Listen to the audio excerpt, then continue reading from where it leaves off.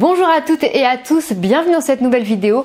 Aujourd'hui on va parler des pires erreurs que j'ai pu voir dans les dossiers. Je vous fais cette vidéo bien entendu pour que vous ne reproduisiez pas ce que je suis en train de dire et pour surtout que vous fassiez attention dans votre propre dossier si vous n'avez pas fait ce genre d'erreur par inattention par exemple. La première erreur que j'ai pu constater, c'était un problème entre différencier le numérique et le manuscrit. C'est-à-dire qu'on a demandé à des élèves donc d'envoyer leur dossier comme dans la plupart des écoles de façon manuscrite. Mais vu qu'on leur a demandé d'envoyer le dossier par mail, ils ont pensé que finalement c'était de façon numérique. En fait, il faut scanner sa lettre de motivation par exemple ou sa rédaction, il faut la scanner mais il faut l'écrire à la main. Donc dans cette subtilité là, ça a fait un peu un hors sujet. Il faut pas écrire les documents à l'ordinateur, sauf bien entendu le CV, il faut les écrire à la main et même si votre école vous dit de l'envoyer en PDF, il faut quand même que le document soit écrit de façon manuscrite. C'est une subtilité sur laquelle il faut prêter attention. Ensuite, une autre erreur que j'ai pu constater, c'était les photos sur les CV qui étaient complètement hors sujet.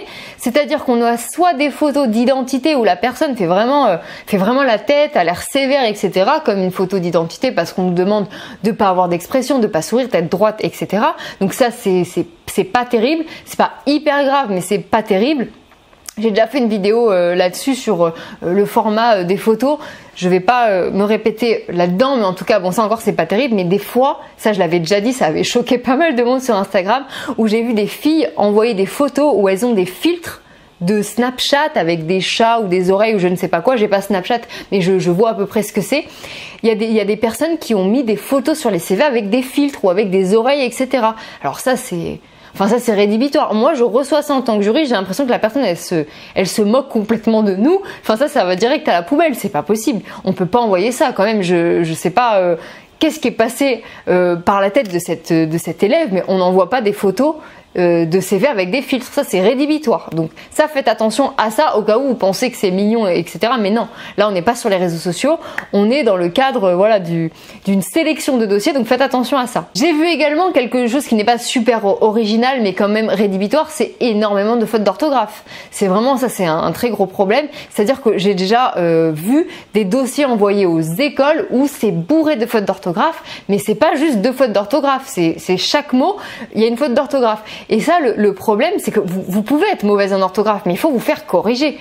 Tout le monde beaucoup de gens font des fautes d'orthographe, mais votre responsabilité, c'est de veiller à ce que votre document n'en ait pas, c'est-à-dire il faut absolument se faire corriger. Nous, dans la prépa, les fautes d'orthographe, c'est quelque chose, ça nous tient vraiment à cœur parce que c'est dommage d'avoir un super dossier. S'il y a des fautes partout, c'est catastrophique et ça casse finalement tout le travail que vous avez fait en amont. Et j'ai encore 3 erreurs à vous citer.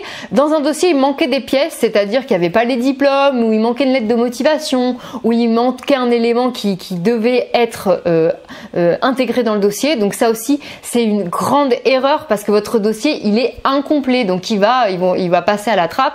Certaines écoles vont être sympas pour vous le renvoyer, mais certaines écoles vont dire laissez tomber quoi. Vous n'avez pas mis les bonnes pièces et on prend quelqu'un d'autre. Donc ça, c'est vraiment dommage parce que ça, c'est vraiment une erreur d'inattention.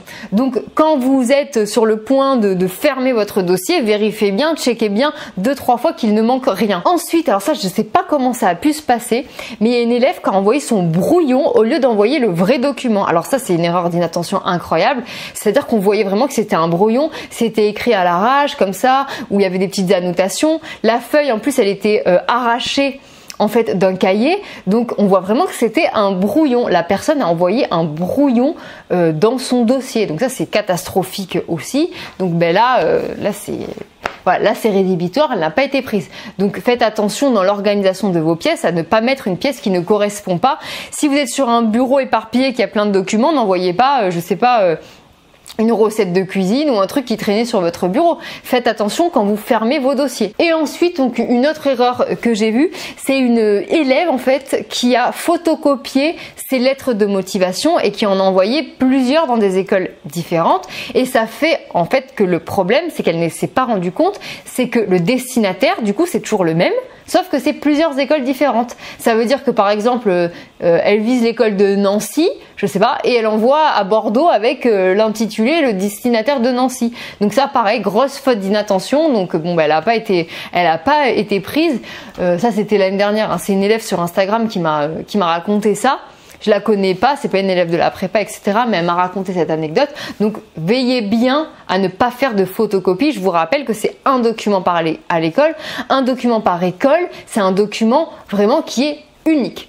Donc voilà, j'espère que cette vidéo vous aura informé sur ce qu'il ne faut pas faire. J'aurais pu citer encore plein de choses, mais j'ai pris les choses principales qui me sont venues à l'esprit. J'espère que cette vidéo vous aura plu. Si vous voulez entrer dans la classe des AP et vous faire accompagner par les membres de mon équipe et moi-même pour vos rédactions, vos CV, vos lettres de motivation, nous avons notre prépa en ligne. Je vous mets le lien dans la description et je me ferai un plaisir de vous accompagner personnellement. Je vous dis à bientôt pour une prochaine vidéo. Au revoir.